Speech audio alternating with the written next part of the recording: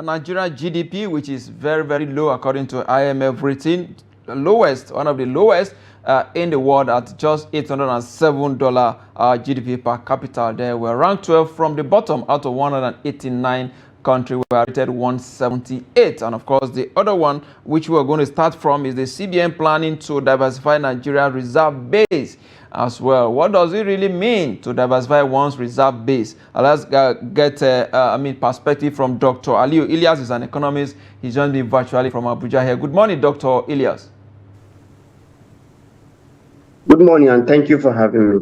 Thank you so much. This information coming from CBN is somehow, we need a lot of clarification about it. What does it really mean to diversify foreign reserve? I mean, we'll be keeping our reserves in dollar. Are we going to start looking at, yen, euro, pounds, and even going to gold and diamond? Right. You remember that our major instrument is that foreign reserve, and foreign reserve have a lot to do with our forex. So the more we manage it well, the more we enjoy the because remember JP Morgan and other people that manage the money is not doing much. So it's better we diversify in terms of currency. Maybe we look at what we invest into and how to manage. So diversification could be in two ways. Is either you diversify in terms of looking at currency, or diversify in terms of looking at investment, portfolio. That's another thing that we can actually look into. And I must tell you, the world is changing. Everybody's looking at what benefits them. So we must move beyond the global, maybe Bretton Woods direction, and also see the way to diversify our foreign reserve. Indeed, talking about looking at the way to diversify our foreign reserves. Do you think with our addiction to the US dollar and of course the kind of resistance that we may likely going to face, are we, strongly positioned to patronize other currencies? Well, I will agree with you because you recall during President Muhammad Buhari, where we say we have Naira swap with yuan. And up to now, it's pretty difficult for us because I can tell you most people from the eastern part of Nigeria do business more with China. So what's there for you not to pay them in China and do business in Chinese currency rather? But we still continue to make do with dollars until we have that confidence. But the thing is this, do we have that political will? Do we have that confidence to actually carry out such diversification? That is the question that needs answer. Indeed, that is a question that indeed need answers. What sort of resistance do you expect from countries that own the dollar as well? Of course, US, they are the one controlling the Bretton Woods institution, the IMF, the World Bank. What sort of resistance do you see coming from that part of the world? If you look at our trade now, we do more trade with China now than even the America. So it's a clear thing that if you diversify to other currency, they may not be hard. But you recall also that President Tinubu will also be in Brazil after leaving St. Lucia to attend the BRICS meeting. That shows that we're actually sitting towards looking at that area. So we could diversify to other currencies so as to make sure that we balance our trade, because it's not about what the IMF or Bretton Woods institution wants. It's about what actually pay Nigeria as a country, though it will come with some backlash. Indeed, it will come with a backlash. But the ultimate aim of this is to strengthen the Naira. How do you think this will position us in terms of our FX management?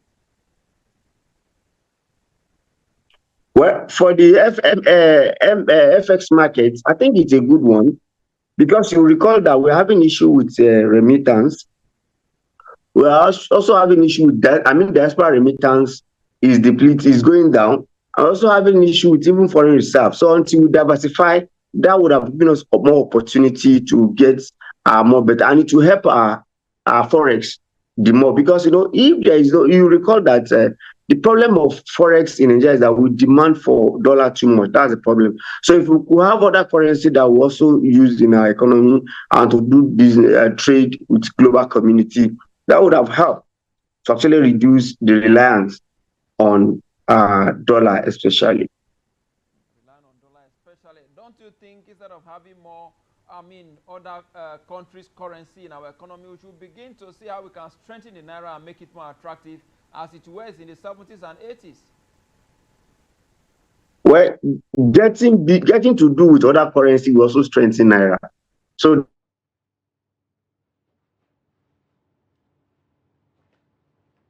hello, Dr. Ali, are you there? That you are trying to actually diversify with. So, using other currency will also help you to actually strengthen the naira, because over reliance on dollar is actually weakening the economy the more. So, I think it's the best thing, so that you can even look for balance of trade and balance of payment through other currency, not only naira. So, it will not in any way weaken our naira the more. It will strengthen the naira. There was one thing you said, which I think is, government should begin to look at the fact that we have a lot of trade relationship with China than even the United States. But the concern about constant demand for the US dollar to finance our foreign trade is becoming worrisome. Why can't we implement or have a proper relationship with some of these countries that we patronize or having more relationship with in terms of trade? Well, I think those nations will be glad that we are willing to do business with them. They are open for business. It does depends on our position to actually do with them. Like I said, if you start having much more get friendly with BRICS, America will not be comfortable. If you start doing business with BRICS, America will not be comfortable. But are we going to look at America being comfortable or Nigerians being comfortable? And that's why we must look at it. And the world is becoming more global the more. People are actually not trading with only America, trading with China, trading with Japan, even trading with Russia, among other countries. So we should be open to maximize the opportunity of trading with them and diversify our focus on dollar to other currencies. Indeed. One thing that the CBN governor did say at that Afrexim Bank meeting where he made the statement is that Africa countries should begin to take steps to shield the continent from global shocks. What sort of innovations or program or policies you expect to see from many African countries so that when there's global shocks, at least there should be a way that Africa can be protected? Well, the first thing we need to do is that we must establish a good absorber so that we can actually stand it. The first thing is to make sure that we have what we call import substitution.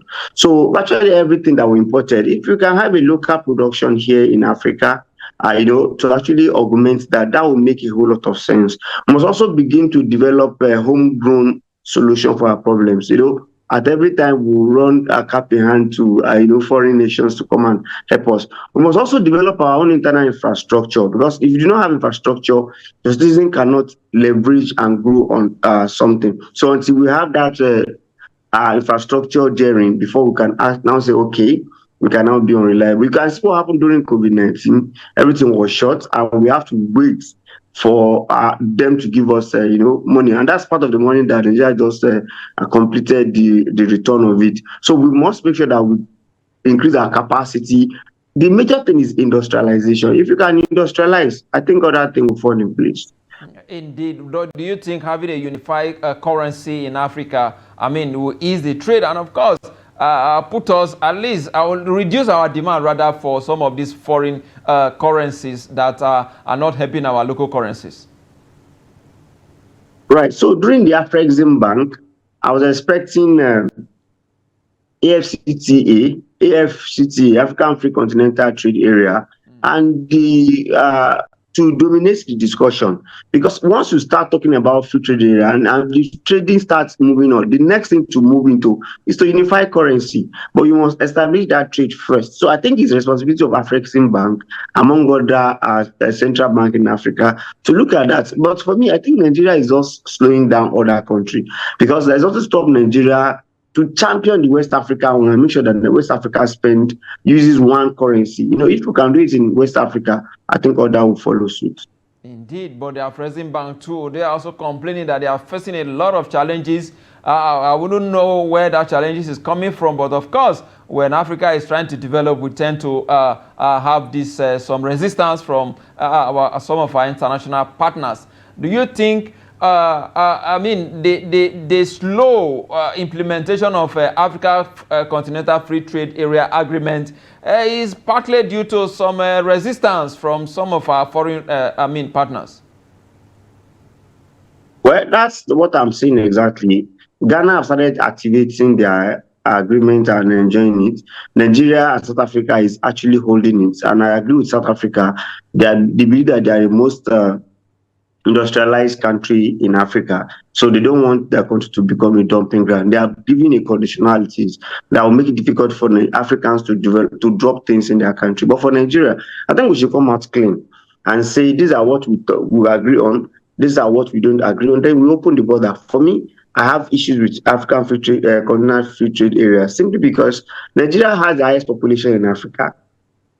Nigeria has the highest purchasing power in yes, highest purchasing power. I can tell you. I want to say purchasing power in terms of global. When you look at cars, new thing, new technology, Nigeria have a chance for those things. So in as much as we have population and we have the purchasing power, we should determine or we should take the lead in terms of AFCT, but give condition that, okay, don't bring shoe to our country because we have Queen Aba that are producing shoe. Don't bring textile because we want Kaduna textile, Lagos textile, and Ogun textile to grow. Just give them what they shouldn't bring and give them what they bring and let us start doing business. Indeed. In other words, we should set boundaries in terms of our trade. Is that what you mean? Correct. All right.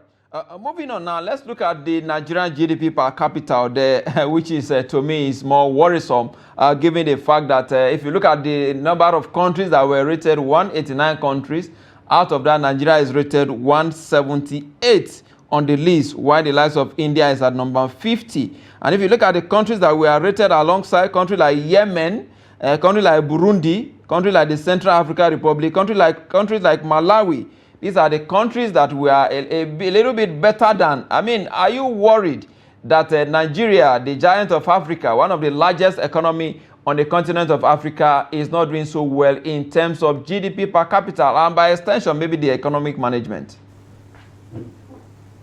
Yusuf, it's quite worrisome. And I'm sure you're as worried as my worry because you understand what it actually means. The simple answer there is that we don't have output. So, and once you don't have output,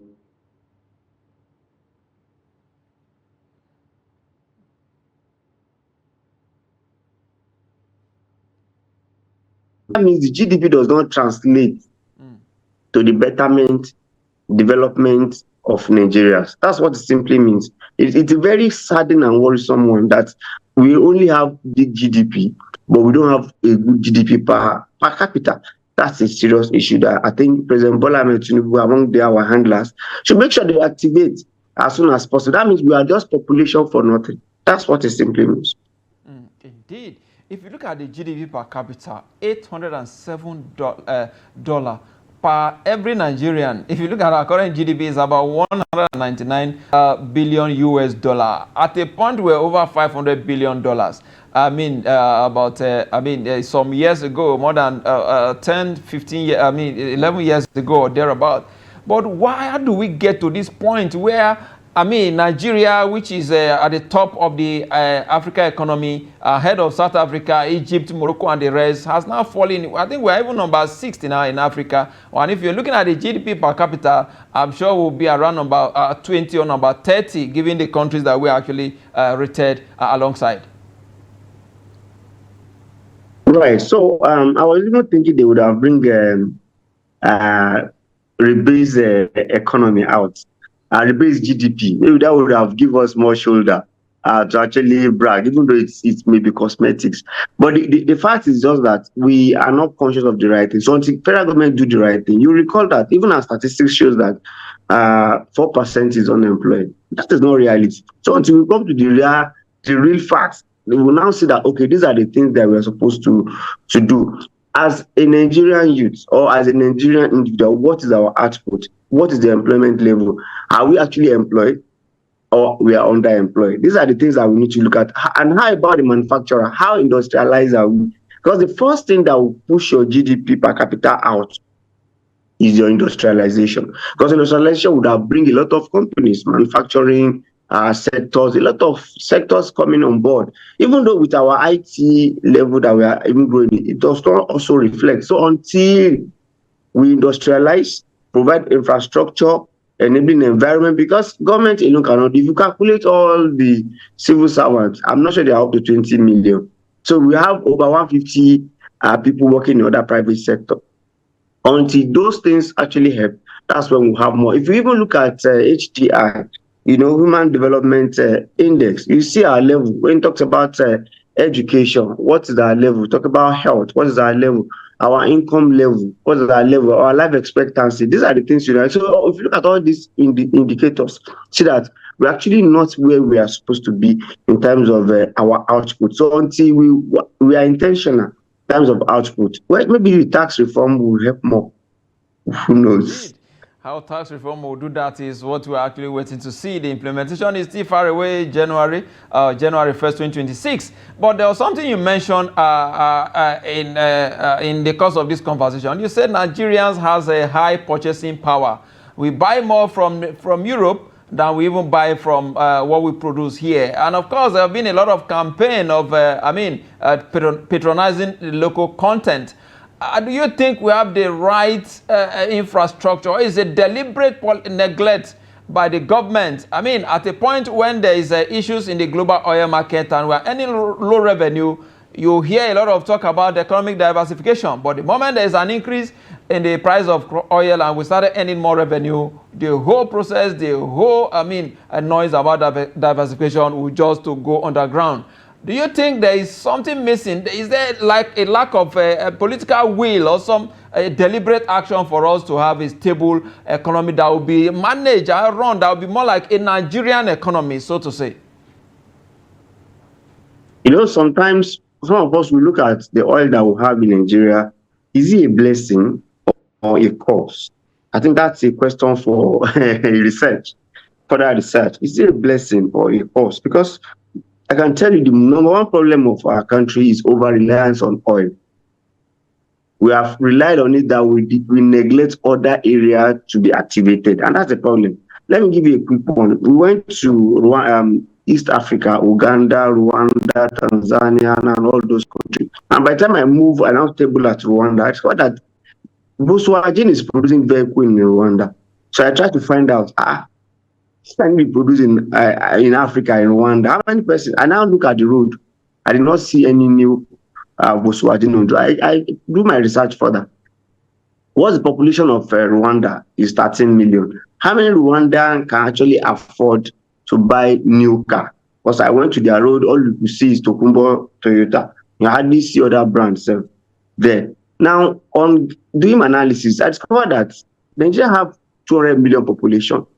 Rwanda have 30 million population, and Volkswagen decide to be producing in Rwanda. What is happening? There is an error. And now ask further, who are they actually producing for? It was clearly stated that they are producing for Nigeria in the long run. Because Nigerians that can afford to buy new car at that expensive level. Even people in Rwanda cannot afford it. But why is it there? That means we are not intentional in our law. Let me still give you this. In South Africa, there's a condition that we only want to use only 6 brands of car in South Africa, and you must either produce or assemble in our country. But in Nigeria today, if you go to our area streets now, you can see about 38, 40 brands of car, and most of them are imported. So until we are intentional and give these people condition that you must come and invest there. And one again, we've seen JSK among other countries, among other manufacturing countries leaving our shore. What is the import substitution that we are doing? Since then, have we empowered our local manufacturer to produce those medications, those drugs that they're actually producing? We have not. The ordinary inhaler has moved from 2,000 naira to 10,000 naira. It's because they left. And who is there to really provide that shock absorber? And that's why I said President Bola Ahmed Tinubu must create a special window for manufacturers. Times of when he talks about forex, terms of availability of loan, because these are the people that can, make our economy, more flourish, stimulate the economy. And what we are talking about, GDP per capita will now increase. So that simply means that, and do you know the implication of this? That our GDP is low. Do you know the implication? The implication is poverty. It's more poverty. That people don't have means to actually survive. That's just the interpretation. Indeed. Before we go, if you look at the big the economies around the world, you discover that most countries with the highest population are actually the highest in terms of economic development in their continent. You go to South America, for example. Brazil has the highest population. They are the biggest economy in South America. If you go to the North America, the USA, of course, is the biggest economy. If you go down to the Asia, China, of course, is the giant there. If you go to, Australia controls our economy. But if you come to Africa, Nigeria is the largest in terms of population, but yet not the largest in terms of the economy. In terms of our currency, we have one of the worst on the continent. What do you think is amiss? Something is not right. Well, the missing link is leadership. We don't have leaders that are intentional and actually want to grow the economy. I don't see why we should not be number one. In fact, our number one should be distance number one to South Africa because we have all what it takes. Do you know that we even have natural resources? Apart from population, we still have natural resources. Those countries you mentioned, how many of them have natural resources the way we have? So that means we are not using human capital very well. We're not also using the natural resources very well. So what do we want to manage very well? Right. So if you even look at a country like UK, what do they have? It depends so much more on services. So which one are we actually? So we have population, we are not maximizing. That means we have the interpretation of that GDP per capita that we are low. This simply means that we are only existing. We are not productive. Absolutely. As population. So and until we are also come to industrialization, what is the biggest industry that we have in Nigeria? Thanks to Dangote. If not for Dangote, and you see how he struggled to actually achieve that level. Those are the kind of industry we must have in every sector. Until we wake up and our leader take the leadership, I think it will take a long time for we to move out of this quagmire.